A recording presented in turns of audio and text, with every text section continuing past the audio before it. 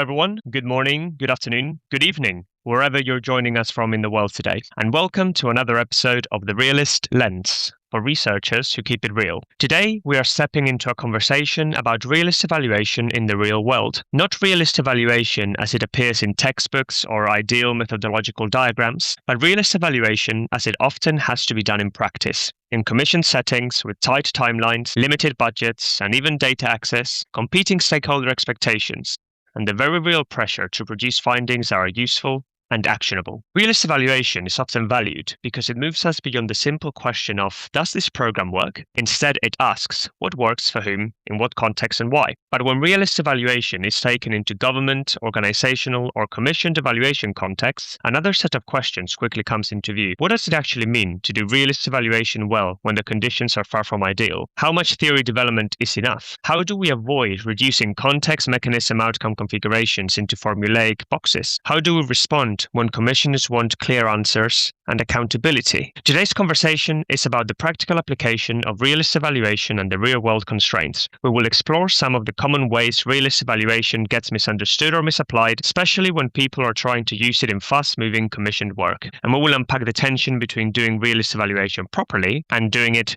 pragmatically.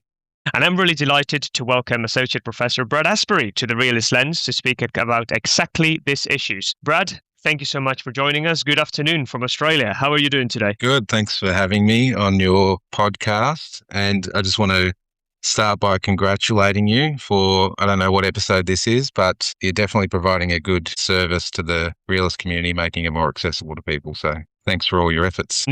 No worries, Brad. Thanks to people like you that are the reason why the podcast is being useful. That is coming over and sharing thoughts, ideas, and explaining and having a chat and a conversation, which I think that is always one of the best ways of getting people interested and intrigued into different topics, particularly something like realist evaluation and synthesis, which I know we're both very passionate about. So thanks for joining us today, and very happy birthday. So thank you. Yeah, I shouldn't have told you that, but I'm 47 today, so what am I, 17 years older than realist evaluation next year. Fantastic. So that is great. And again, thank you for meeting us in a day like today. I hope you do celebrate after this, so we can go from there. But Brad, let's get started just with a quick background into yourself, who you are, and your current role, because people who have been into realist for a long time would have come across your name and the work that you've been doing. But just for people who may be starting with the realist journey or just generally, who's Brad? What's your role, and what do you like doing from a realist perspective? Yeah. So you've shared my official job title. So it's Associate Professor of Health Systems Evaluation. So I work in a School of Public Health, the University of Melbourne, which is in Victoria in Australia. So it's down the bottom end of Australia. And basically I do evaluations, not only realist evaluations, primarily for government, in the government context, which I know is a focus for today's podcast. And I also teach students in evaluation subjects where they hear a little bit about realist evaluation. It's in a Masters of Public Health degree. And also supervised research higher degree students. I know that you often like to hear how people came to realist evaluation because everyone's journey is a little bit different. So my background's in criminology. So I worked in the corrections system for some time after graduating from university, and that was in the year 2000, the turn of the millennium. So sounds like a long time ago, makes me sound a bit old. I came across realist evaluation quite early in the piece. I remember not maybe as vividly now, but I remember doing an undergraduate essay in a policy implementation subject in my criminology degree. And this is late 90s. And I remember coming across an article called What Works in Evaluation Research, which is a 1994 Pawson and Tilley paper. I think it was in the British Journal of Criminology. And I remember being quite impressed by the article, and I used it in my essay. And then it would have been a couple of years after that I started to get into evaluation more seriously.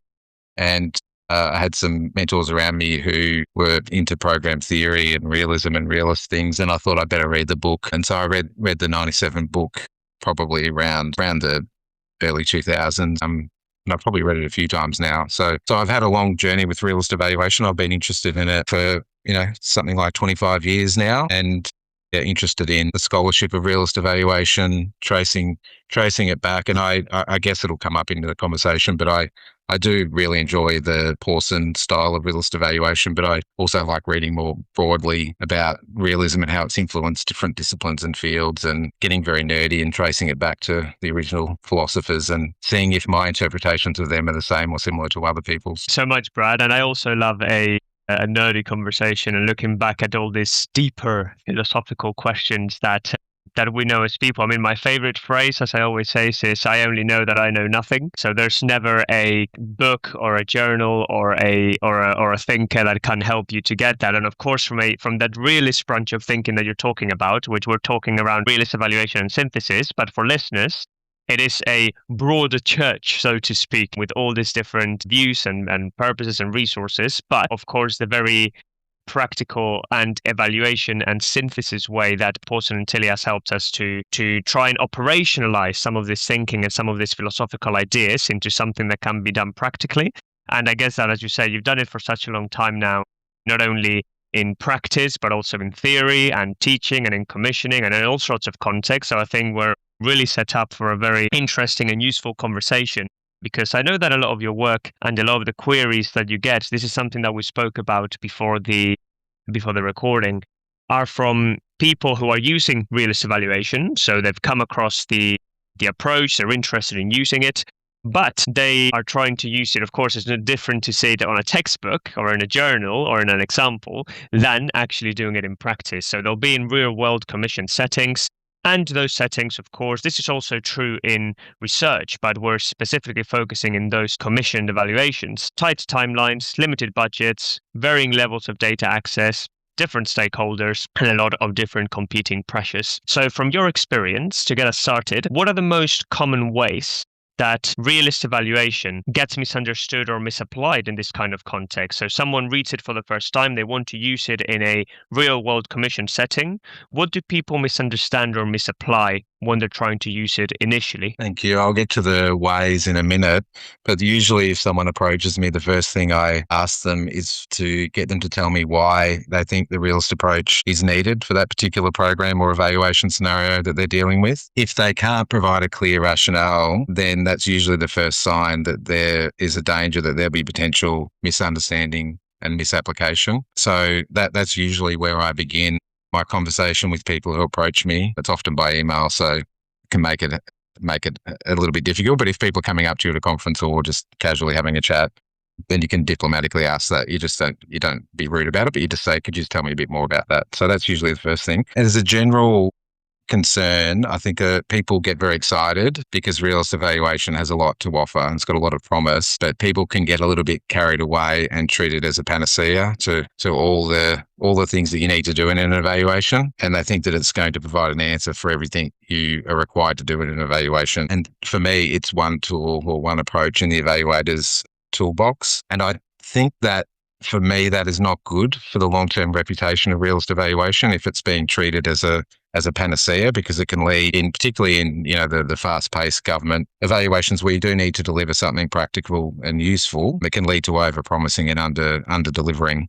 Another misunderstanding is the tendency to use realist evaluation as a broad justification for wanting to do qualitative work in RCT-dominated fields like health. I can really sympathise with that because I feel for those people who have to explain why they're doing good work, which qualitative work can be really good work, and feel the need to rehearse these sort of paradigm arguments. And then you read the rest of their work and it's essentially a qualitative study that sometimes gets a bit mangled by the realist, the attempt to bring realism into the work.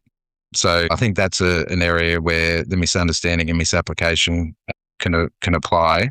Another problem is not getting, I haven't invented this term, but I'll use it on the podcast, the Goldilocks principle, the just right. I think people tend to either overcomplicate the realist work or they undercook the realist work. And so by overcomplicate, people end up developing these really complex theoretical models of how the program's supposed to work, and they never actually test or refine it because of the short time frame in the evaluation. So they end up getting stuck spinning their wheels at the realist theory development phase and not actually doing an evaluation at all. So I see that quite regularly. And the undercooking, I think we'll get to that with one of your later questions, but that usually ends up looking like the formulaic CMO light attempts that really kind of lack any explanatory depth and don't answer the what works for whom, when, where, why, and in what context questions. So that's already quite a few. I can say a few quick things about the MC and the O. I know that other people on your podcast series have talked about that a lot, but treating mechanisms as program activities or directly equivalent to variables is a problem that's still quite prevalent, despite cautions and warnings about that. Treating context as a shopping list of barriers and enablers instead of the features of the setting at multiple levels that matter for the firing, the activation, or the triggering of causal mechanisms. The one that I haven't heard spoken about on your program is outcomes, leading people towards a tunnel vision. So only looking for the positive outcomes, even though it's very clear in all of the writings that we should be looking at side effects and unintended outcomes and dark program logics and negative program theories, but I don't see that very often. And probably a final one is, I think because of, and I appreciate it and I think it's brilliant, but the polemic against experimental evaluation in a lot of Ray's writings has thrown the baby out with the bathwater in terms of the need to look seriously at alternative explanations. You can do that in a way which isn't using a counterfactual or experimental design. Very often I consult Campbell's validity schemata, the validity checklist, and use that in a kind of reasoning way, in a qualitative way, to think about, how are some of the ways in which I might be wrong that it was the program or this mechanism that was responsible for generating these outcomes for these people in this place and this time.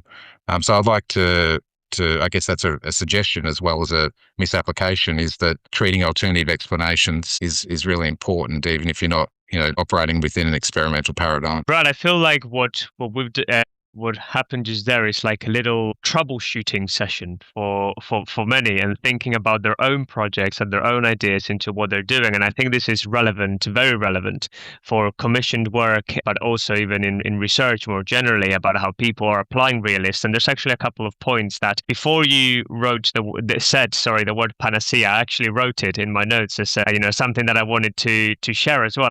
The first time we've actually met each other. That's exactly what it is.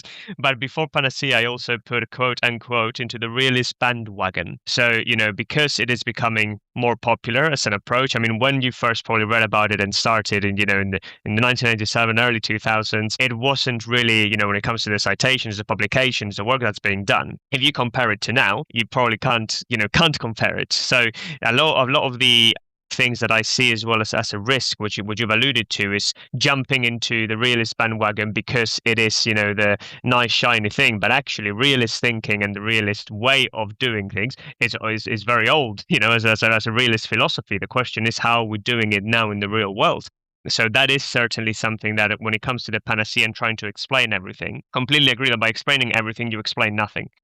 There's no doubt in my mind that people will throw the realist word into responses to requests for quotes if they have a sense that the commissioners are looking for something innovative or something new, and that they may have some familiarity, because of your lovely podcast, with realist evaluation, and that it might win them the job without knowing anything of substance about how to do a realist evaluation. Or the implications of doing it. So the implications Correct. of going through that route. Because if you are saying I'm going through this, it goes for like the horses for courses conversation. And it seems like, as you say before, around the qualitative and, people saying realist when it's not, it comes to even the word realist informed work, So they're saying I'm trying to use the logic of realist because I'm really intrigued in that, but I don't want to fully commit to all the guidelines and the quality and the publication standards that we have with the Ramsey's list, for example. Just you're doing a qualitative evaluation and be unapologetic about it. That's exactly what it is. Horses for courses. And I think it's important that, as you mentioned, it is a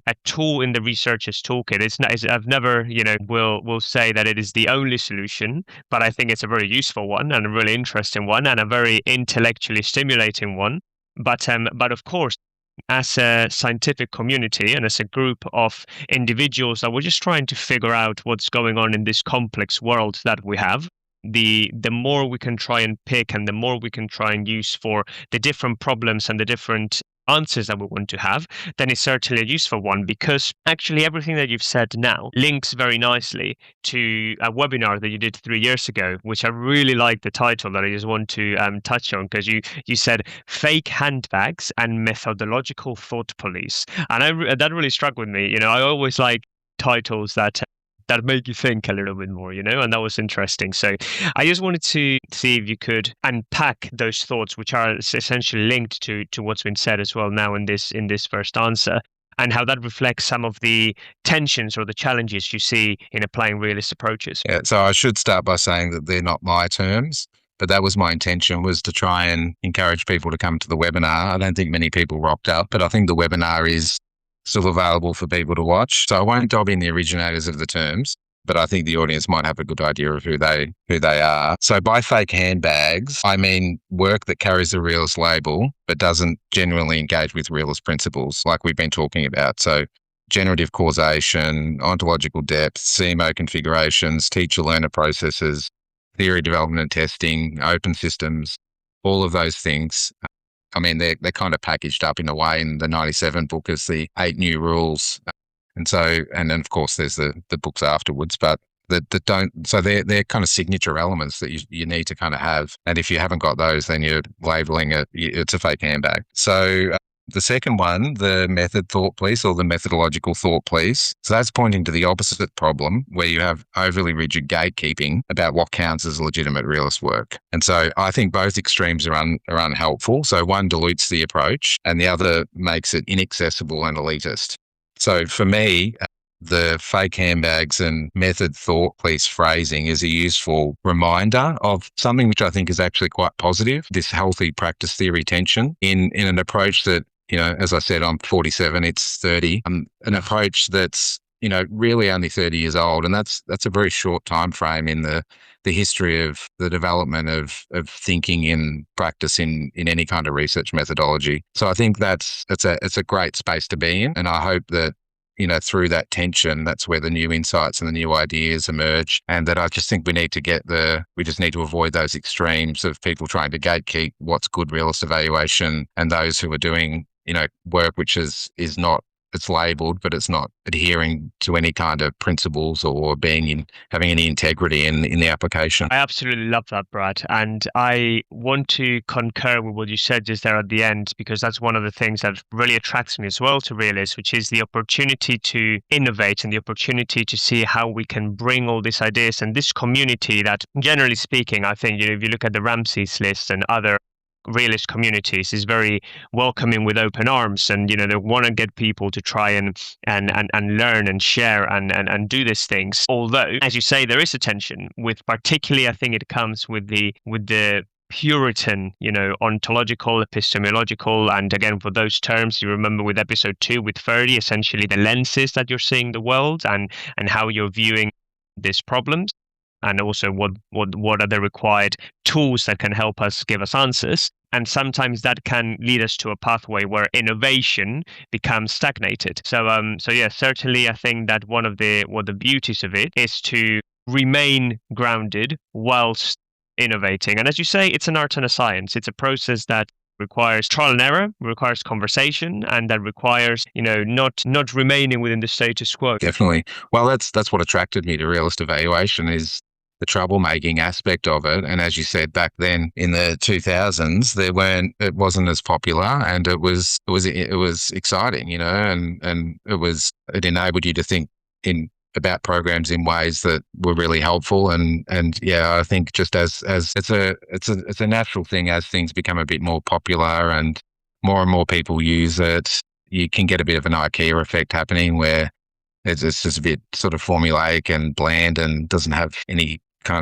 there's no spice to the realist evaluations. So, but on the other hand, I agree. I don't like the Puritan element to it, where people are saying, well, that's not a mechanism, or that's not I don't think that's helpful as well. And that's what's good about the vast majority of people in the realist evaluation community, is it's very supportive and it's very encouraging, and it's not about trying to close people out of it. But it can happen. I've seen it. Of course it can, and it's something that that I want to circle back as well to this to this context that we're talking about specifically of government commissioned evaluations, because that tension between theory and practice in a context like this can become very clear, because you're going to have often strong expectations around accountability, clear answers, sometimes even verdicts that we know realist evaluation, its favorite answer is it depends, so that can become a little bit difficult, or attribution.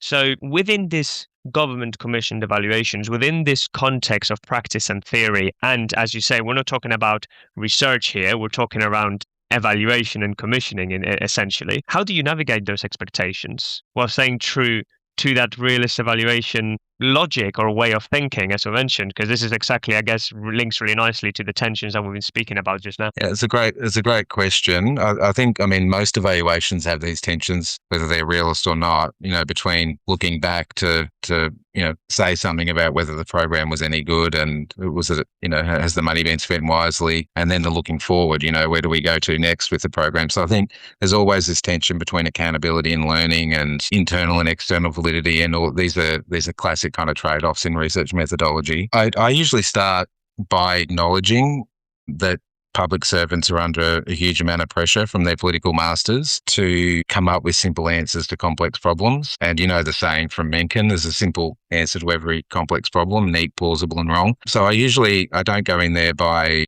trying to be disrespectful towards that pressure, but to acknowledge that pressure and essentially what you try and do is have your cake and eat it as well, which isn't always possible. But you do try and deliver information in the evaluation which will satisfy people who are looking for a simple answer around, is this any good? Should we be continuing to invest money into this program? And those who are closer to the program and even closer to the delivery of the program that require more nuanced information to help them to do what they're doing better, help them to get what they're doing to work in other places and with other people. And so while the stop-go decision, the accountability-driven evaluation is very common and it's sometimes needed, and realist evaluation may not always be the best fit for that kind of task if it's a really, really strong priority for the evaluation.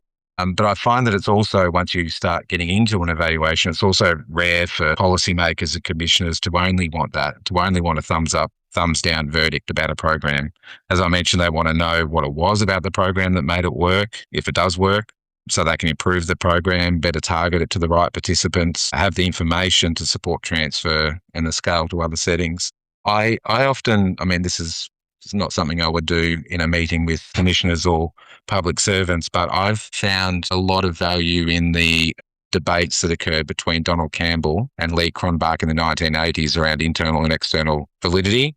And in fact, I think, to put on the record now, I think Lee Cronbach's an unheralded hero of realist evaluation thinking. He just had a very even worse, not that CMO is bad, but an even worse lexicon to describe what he was trying to get at, which was UTOS and star UTOS, units, treatments, observation settings. It was a very elaborate theory, but he had some brilliant debates and dialogues with Campbell around the relative priority of internal versus external validity, around accountability, looking backward, experimental style evaluations to forward-looking, formative, improvement style, knowledge generation evaluations. And I think that understanding the nuances of those debates can be helpful when you're having discussions. So you can gently reframe the question from did it work, to, okay, so how do we get it to work elsewhere? Who did it really work for best?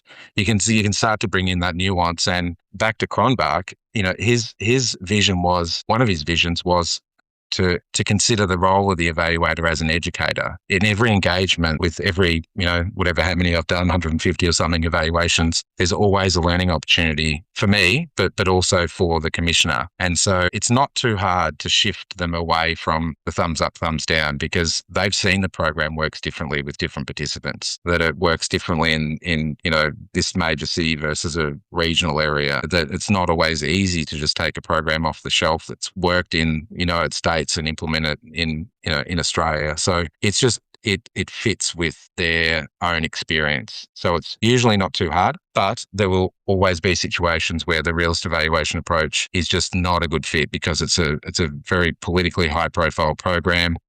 There's a lot of pressure to deliver a very clear answer. And, that can often be where the tensions emerge, and it can be challenging if you're 3/4 of the way through a realist evaluation and you're delivering everything you've been asked to deliver, and they want everything simplified down to a simple, clear, the program worked or it didn't work, and it was cost effective or not. That's so many useful nuggets there. And I just want to touch on a couple of things that you've mentioned. And at the very start, you mentioned around the importance of acknowledging pressure. And I think that is so important as well, just for individuals in whatever context they're in, that it's indeed that pressure exists, and pressure coming from expectation, scrutiny, and consequences as the three major sources of pressure, you could argue. So acknowledging that pressure exists is a good starting point to know, starting with the end in mind, looking at those pressure points throughout the evaluation or throughout the program or throughout the research project, and knowing, preparing for those circumstances, preparing for those moments of pressure, which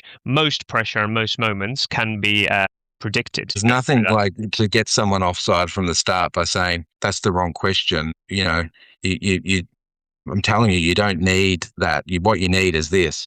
No, that's not right. You need to start by understanding that people have these expectations, that they do require, there's competing programs, there's only limited funding, and people are under pressure to make summative judgments, which are often required about a particular program, and the "it depends" just won't cut it. It's funny, Brad. It sounds like context matters from what you're saying there. 100%. That will be one of my points later on. Not only context for, spoiler, not only context as in realist evaluation, but context about realist evaluation.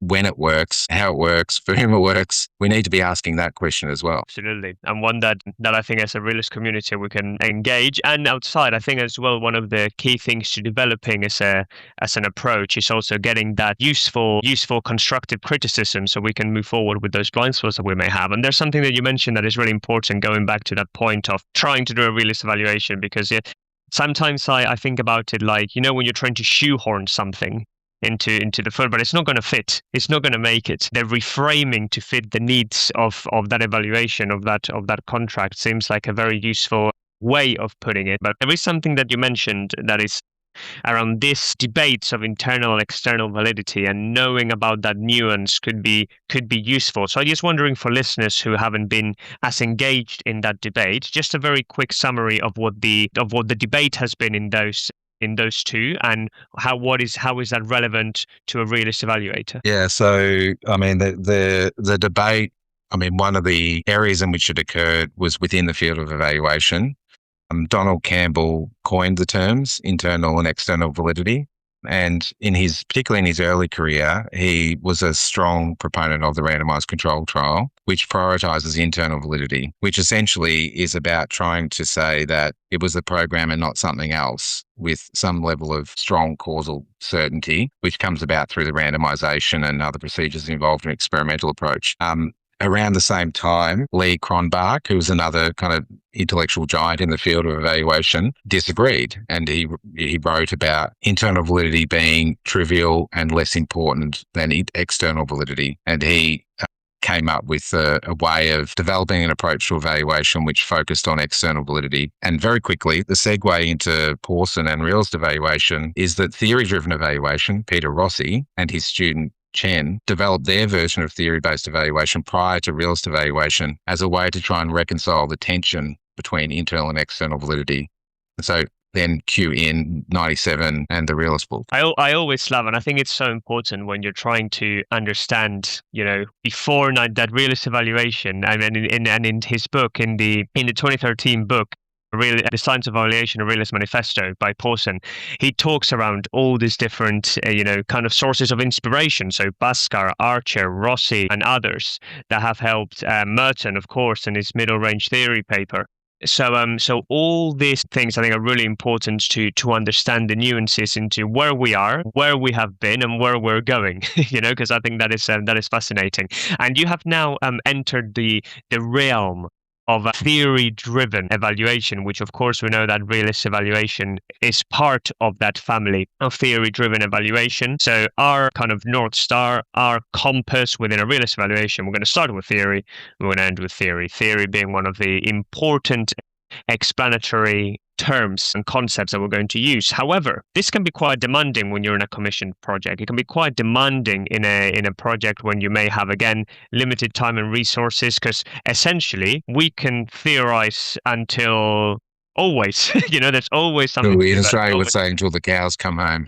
Until the cows come home. That's exactly what it is, right? So in those constrained projects, how do you decide what's good enough without compromising the integrity of approach? And of course, this is probably going to be a pragmatic conversation, but also just generally speaking, people who may be struggling with this conversation and when have I finalized my theorizing? Is this okay? And is the quote unquote method thoughtfully is going to come and tell me that it's not a realist evaluation? Or have I under theorized? What are some of those potential solutions? So in an evaluation, I guess, as opposed to a research grant or a PhD, you don't just decide what's good enough. You have to have that conversation with the commissioner and consider, not only the commissioner, but other interest holders in the evaluation around what's going to be good enough in that decision-making environment and the timeframes that you have available.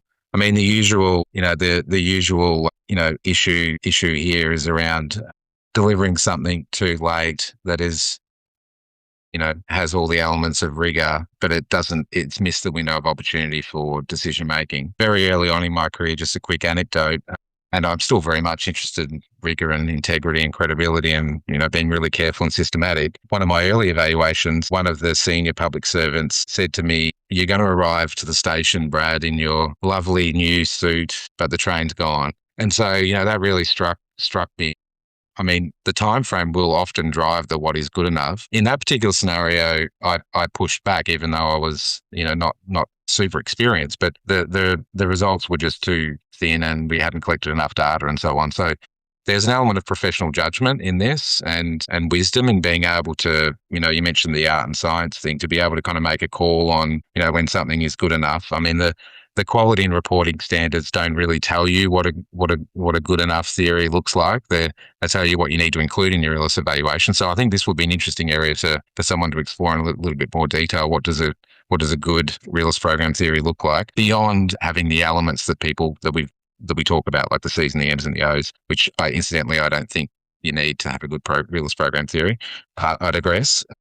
So usually what I try and do in the situations is gather intelligence on two things. The first thing is to have the conversation that you've mapped out your realist program theory, and it's usually unwieldy in terms of the time, budget, data, and ethical constraints and other considerations. And so the main thing I would then do is work with the stakeholders to make a decision about which parts of the program theory is going to have maximum utility for decision making. And that might mean zooming in on a certain causal pathway in your program theory, or might mean spending a bit more time with the O or a bit more time with the M, the mechanisms, or a bit more time with the context. And so you can have that conversation throughout the evaluation and ideally before you go into data collection. And the second principle, so the first one's utility. The second principle is uncertainty, which they kind of can join together in a conversation with the stakeholders.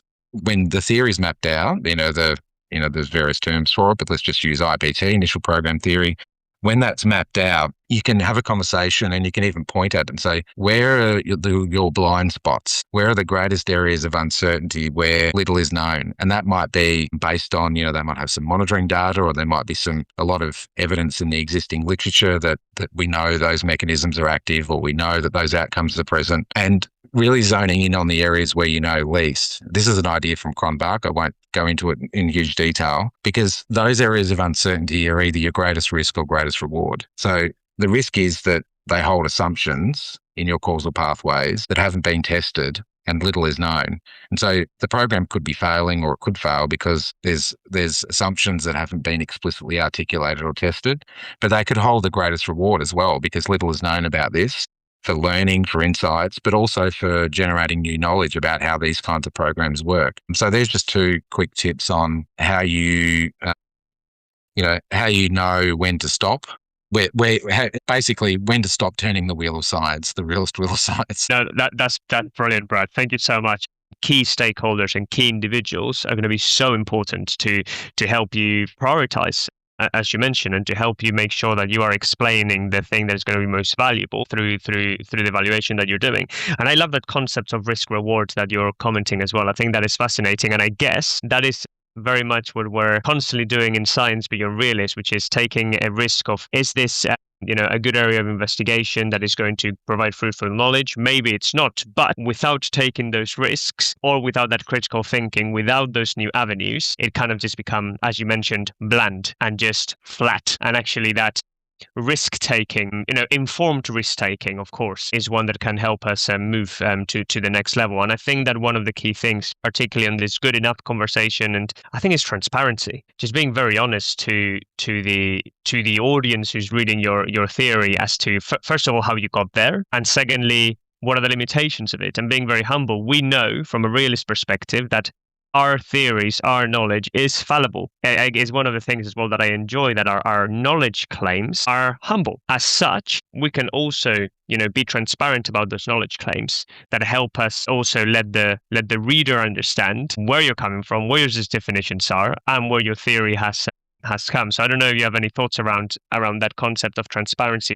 Transparency or buyer beware, essentially. That's a key principle in any research or evaluation, is laying out how you did the work so others can pull it apart, criticize it, prod the weak spots. And, you don't want to be making important decisions if there's weak spots. And so people need to know what they are, because money's being spent on programs with billions of dollars of taxpayers' money. So you need to be very clear about your caveats and limitations.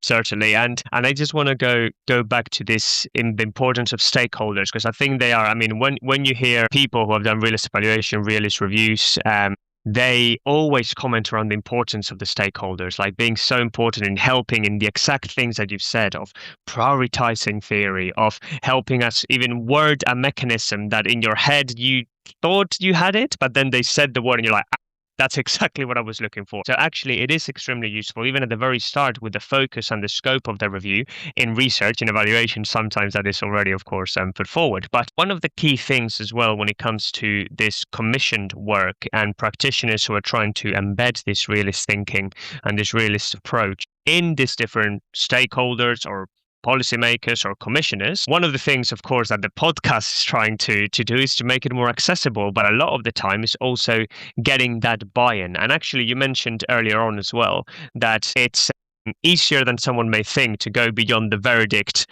to actually trying to think a little bit more in depth and complexity. But how have you personally have dealt with, or what have you found that helps most in getting this kind of stakeholders on board or with buy-in towards concepts like context, mechanisms, causal complexity, and all these different terms that realist evaluation uses? And of course, if you're in a realist room, we may be speaking the same language, and again, quote unquote, because we have slightly different definitions of things as well. But for people who are starting and you're trying to sell a realist evaluation, what are some of the things that you found helps? By not using those terms. That's usually the first thing. You need to be a translator, and the only way to be an effective translator is to be confident in your own knowledge about the underlying philosophy and concepts, so you can meet people where they're at. I work across a whole range of settings, from health to education to transport to climate change.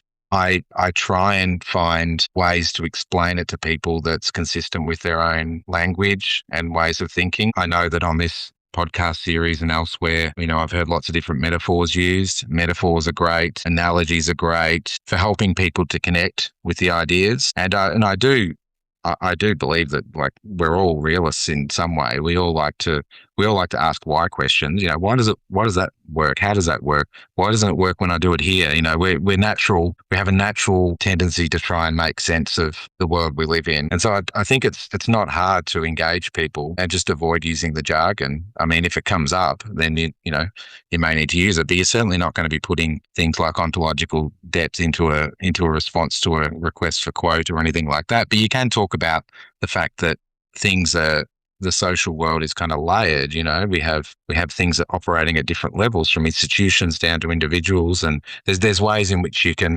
present the same information without using the jargon. So that's the first thing, is using plain language really as a way to pitch the idea of a realist approach.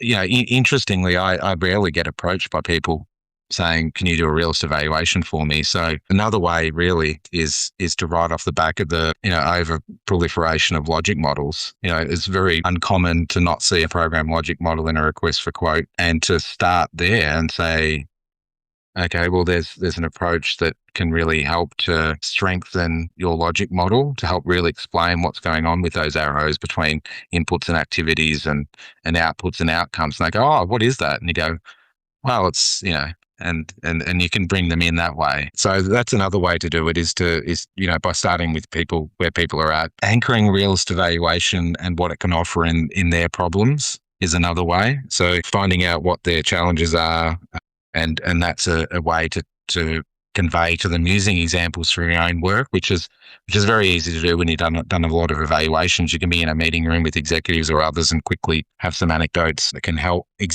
concrete examples to show them. Visual tools, sort of visualizations of concepts can help. And the point about bringing people along is if you've co-developed the realist program theory with people, then they're being educated through that process. They have ownership over it, and they're more likely to have buy-in to the realist way of doing things in the evaluation, if it's appropriate for that program and situation. I mean, there's two things there that I am very passionate about. Of course, the podcast on ability, or at least tries to make sure that it bridges that gap, as you mentioned, between what we read and what we speak within a realist room. But actually, at the end of the day, and as you mentioned, everyone inherently, I think about this all the time, that when you ask, someone, a lot of the time someone say, oh, well, it depends. Or, oh, yeah, in theory, that should work. Oh, yeah, in theory, but I'm not sure. So actually, there is a lot of colloquial things that people say in their day-to-day that you can bring out as well, to just see that,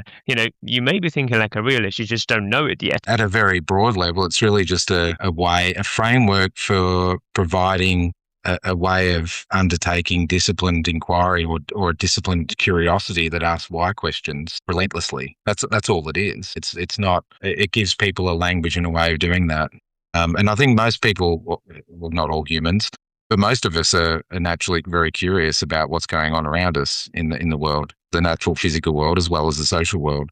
We want to understand our own behavior and other people's behavior, and why some things work and in some settings and not in other settings. It's a natural curiosity. It's not very hard to piggyback off of that in evaluation scenarios with clients who have never heard of realist evaluation. Disciplined curiosity to ask why questions. Put that on a t-shirt.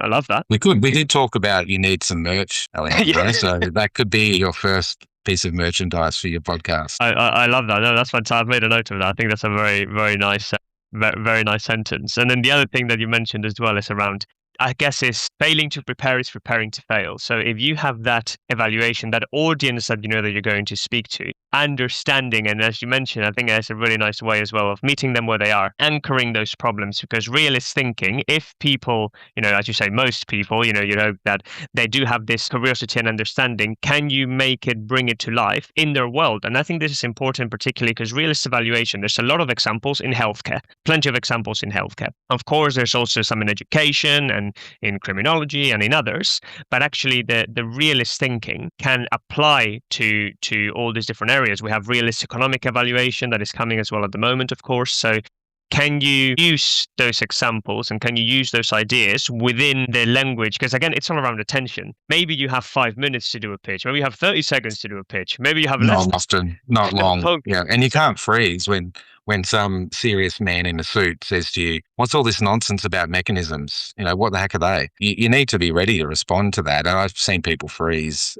not just when explaining realist evaluation, but often evaluation generally.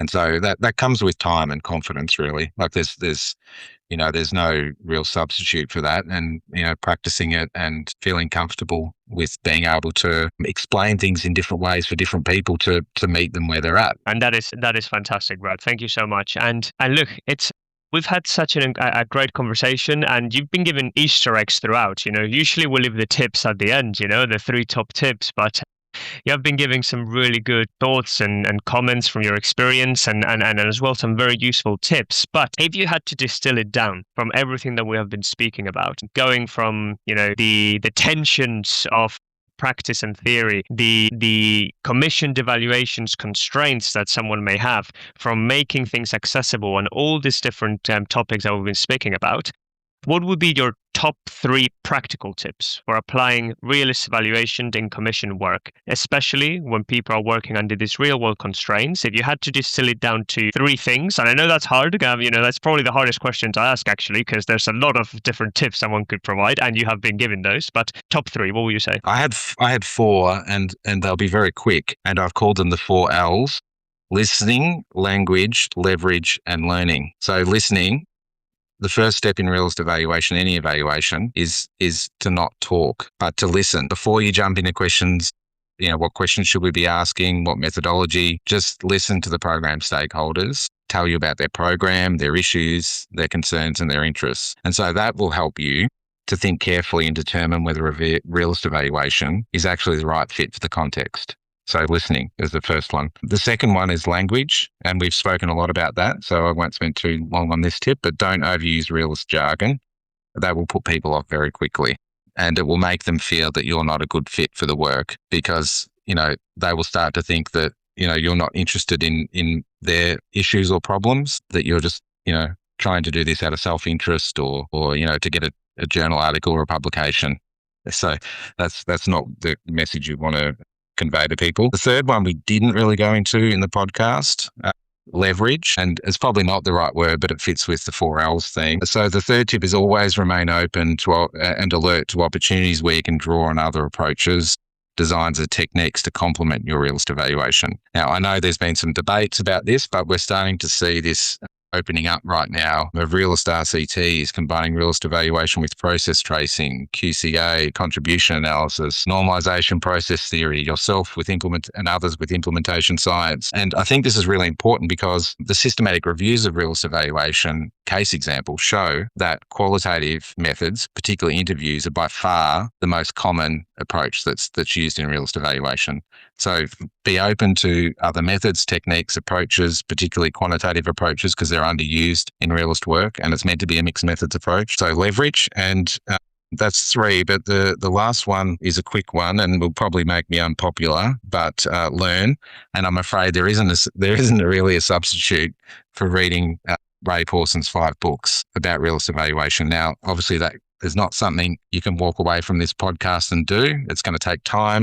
There's other supplementary material that you can access, the guidelines and reporting standards and so on. But if you're really serious about a career in realist evaluation, you need to put in the effort and time to read those 5 books at some point in your career. And if all that sounds really impractical as a tip, then something you can do straight away after this podcast, and I'm so surprised that none of your guests have said this, but on the learning one is listen to Alejandro's podcast. I mean, thank you very much for that last one.